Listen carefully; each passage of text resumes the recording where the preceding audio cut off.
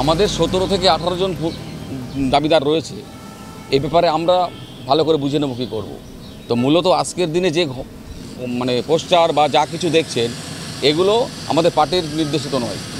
এগুলো আমাদের বিরোধী পক্ষ যারা টিএমসি রয়েছে এরা বিভিন্নভাবে করতে পারে এগুলো, কারণ আমরা পার্টির সিদ্ধান্ত অনুযায়ী এখন পোস্টার করার মতো কোনো কিছু হয়নি।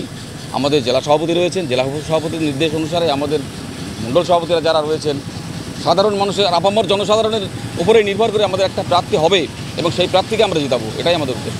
গতকালকে নির্বাচন কমিশন বাগদা যে উপনির্বাচন, সেই উপনির্বাচনের নির্ঘণ্ট প্রকাশ করেছেন।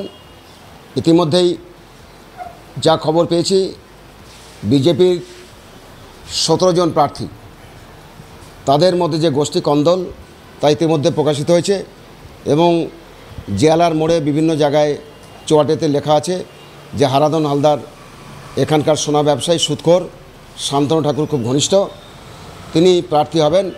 বাগদার বিজেপি যারা করেন তারা অত্যন্ত আপত্তি তুলেছেন, সেটা ওদের ব্যাপার।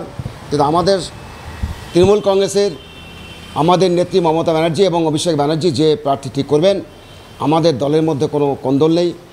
যাকেই দল টিকিট দেবেন, আমরা দলের কর্মী হিসাবে, সৈনিক হিসাবে আমরা সেই প্রার্থীর হয়ে কাজ করব।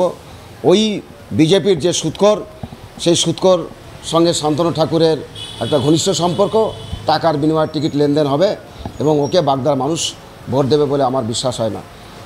এটা আমি একটা বিজেপি করি এবং আমি এখনো যোগাযোগ করিনি।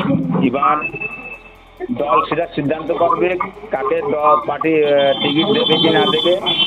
এবং এটা যে পোস্টারটা পড়েছে এটা হয়তো আমাদের বিজেপি পার্টির ভিতর কোনো গোষ্ঠীদ্বন্দ্ব নেই, আর যদি এটা হয়তো বিরোধী দলের কোনো একটা চক্রান্ত হতে পারে যে তারা আমাকে ভিতরে একটা গোষ্ঠীমণ্ডল করার সৃষ্টি করে দিতে পারে, বিরোধী দলের এটা চক্রান্ত। হ্যাঁ, এটা ওদের একটা কৌশল এটা হতে পারে।